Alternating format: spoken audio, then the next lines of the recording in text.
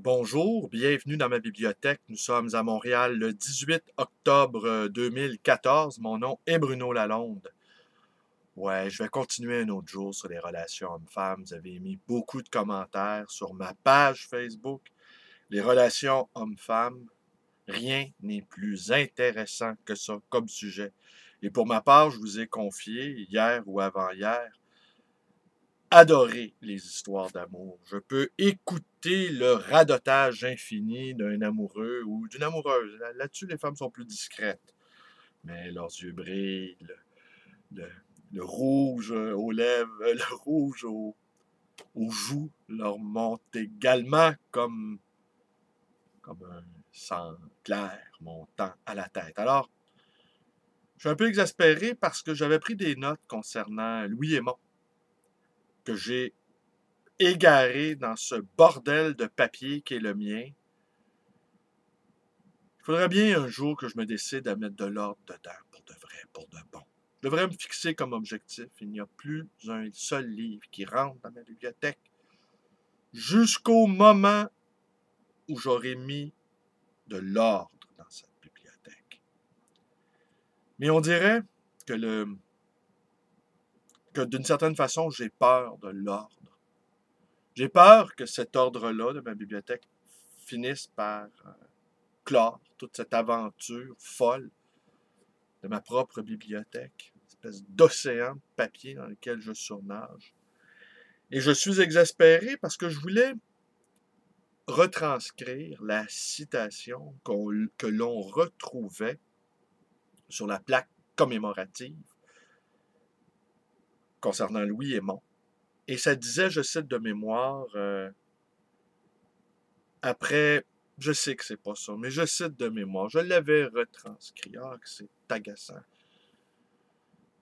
Après 3 siècles, ce peuple ne sait toujours pas mourir. C'est pas ça, mais enfin, ça ressemble à ça. C'est connu, c'est connu. Aïe, aïe, aïe, aïe. Mais en plus, nous sommes arrivés très en retard, ma compagne et moi, à la cérémonie, car nous nous sommes trompés, à l'instar de d'autres personnes qui étaient devant cette église-là, dont le célèbre spécialiste de Louis Aymon, M. Lévesque. Et nous avons fait le tour inlassablement autour de cette église Saint James Church, et nous avons confondu avec Saint James Apostole. Alors, nous sommes arrivés en retard. Nous n'avons donc pas pu assister à la présentation de Micheline Cambron. Nous avons pu engloutir quelques petites bouchées qui étaient d'assez bonne qualité.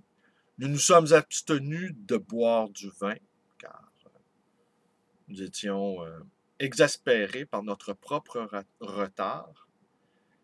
Et donc, au milieu de la plaque, dans la version anglaise, une faute d'orthographe. Au lieu d'avoir écrit Maria Chapdelaine, c'était écrit Maria Chapdelaine. Et là, on trouvait ça piquant, on trouvait ça ironique. C'était la première fois que cette institution-là d'expression anglaise rendait hommage à un écrivain d'expression française, mais qui n'est pas québécois. Comme chacun le sait, Louis Aymon est né en 1880 à Brest, en Bretagne, et il est mort en 1913.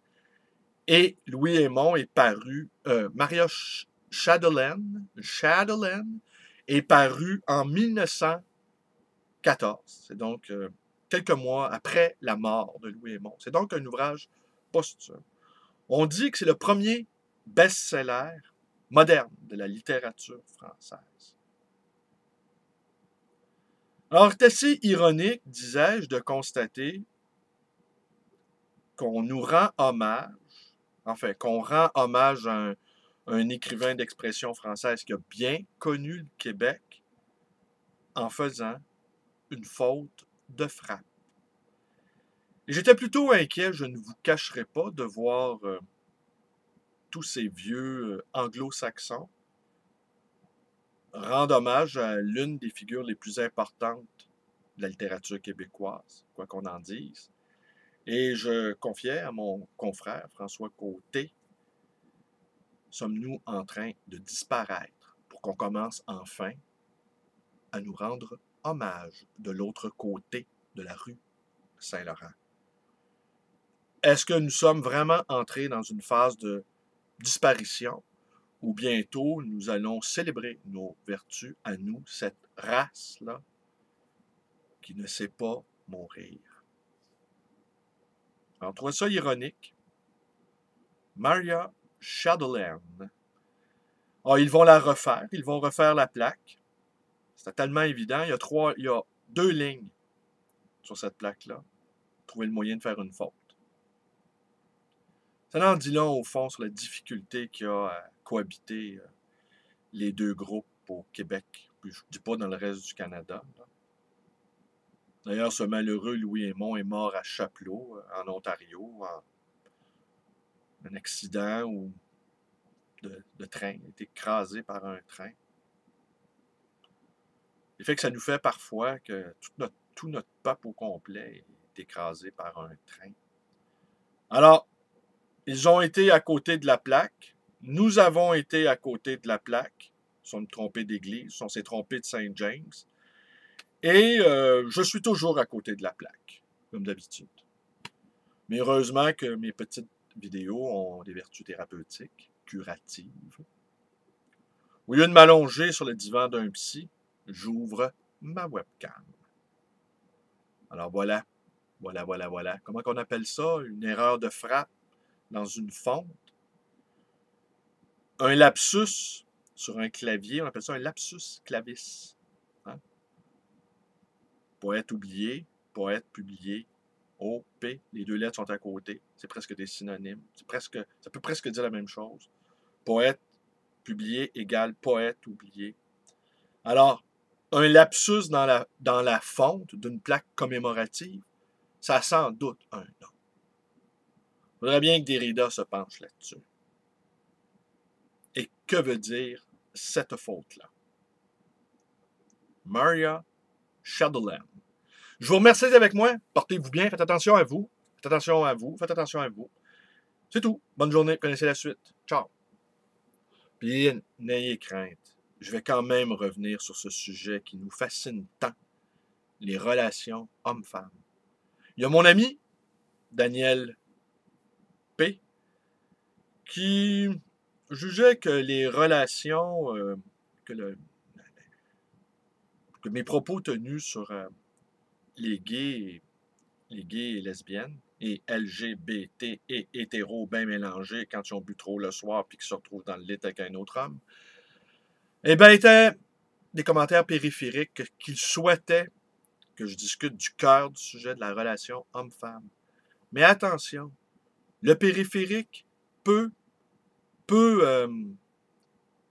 attaquer le centre. Hein?